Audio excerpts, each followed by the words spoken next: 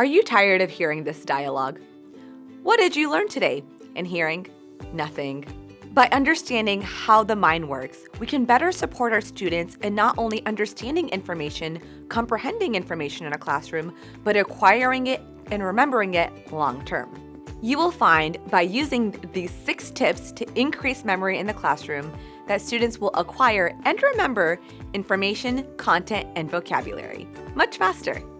Here are 6 ways to increase memory in the classroom. Tip number 1, engage your students in active recall. This process requires students to make an effort to remember something they have previously learned. An easy way to do this in the classroom is to encourage our students to create questions based on the topic or unit of study that we are teaching in the classroom. This way, we are engaging students in creating questions around what they are interested in learning about. Students can then constantly reflect upon their own personal questions that they created throughout the unit of study. This is a natural way that we encourage our students to not only think about what questions that they have, but as they learn more information, to actively recall what they learned and how they can answer their questions throughout the unit. You can use strategies such as the inquiry chart, observation charts, or exploration report to gather student questions. Do this in the beginning of your unit of study, as a way to create a target for your students and to engage them. This process will help students to synthesize knowledge and to remember information long term. At the end of each week of your unit of study, perhaps you go back to the observation charts or the inquiry chart or exploration report as a way to encourage students to engage in active recall. Tip number 2, repetition. This creates the strongest learning and memory for our students. The best and most effective way to use this practice and principle is through a strategy called spaced repetition. As an educator, think about your content and information that you have to teach. Instead of teaching it all in one lesson or in one chunk with your students, consider ways that you can teach that information over extended periods of time. For example, if you are creating a graphic organizer input chart with your students, consider how you would want to divide it up into multiple days. Space out rehearsal time by choosing a variety of different instructional strategies to teach over the course of a couple of weeks. For example, if you are teaching about ecosystems, teach the concepts in a graphic organizer. Review the information by having students turn and talk during a 10-2. Have students take notes on the information they learn in a learning log. You can even have students engage in poetry or chants to have them rehearse the vocabulary and internalize the previously taught concepts.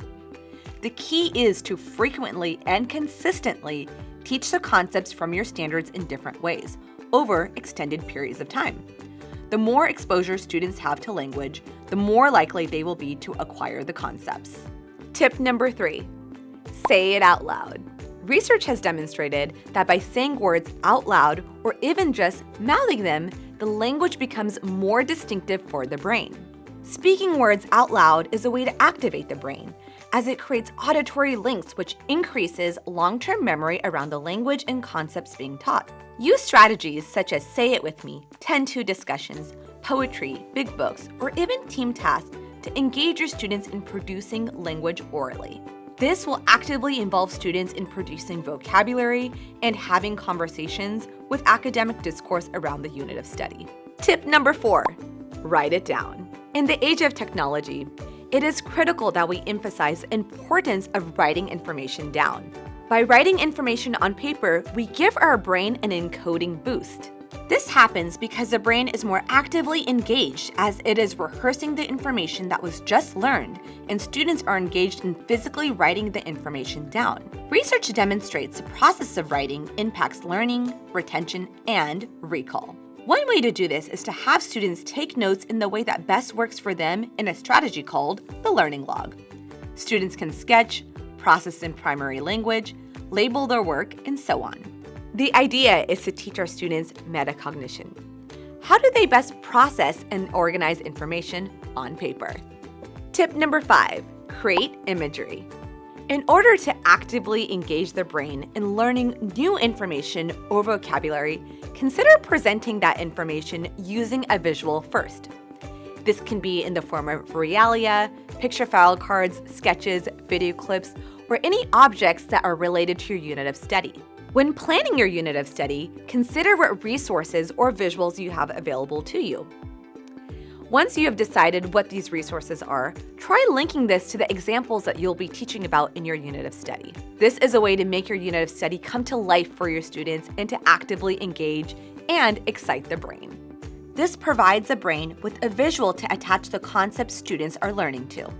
It is easier for our brain to remember visuals versus words. By connecting concepts to pictures, it creates an association in the brain, making it easier to recall information later on. Visuals can act as a cue and trigger for previously taught information. This will create higher levels of interest for our students and can also help activate prior knowledge or help students generate questions around the unit of study. Tip number 6, the spacing effect. The spacing effect refers to the fact that learning is better when the same amount of study is spread out over periods of time than it is when it occurs closer together or at the same time. When creating charts or presenting information to students, consider ways that you can chunk out information in multiple days over extended periods of time. For example, if you are working on a graphic organizer, instead of presenting all the information in one day, break it up into several lessons. This will produce better memory for students as they will have time in between the lessons to process the concepts and vocabulary being taught. This builds stronger neuron connections that last much longer. Spaced repetition is one of the best ways to learn and retain information more efficiently. It teaches students not to cram when they are learning, but to break up their studying into manageable chunks. You will see a major boost in academic achievement by utilizing this concept. You can use these tips to carefully construct your lessons so that they are conducive to having your students remember information long term.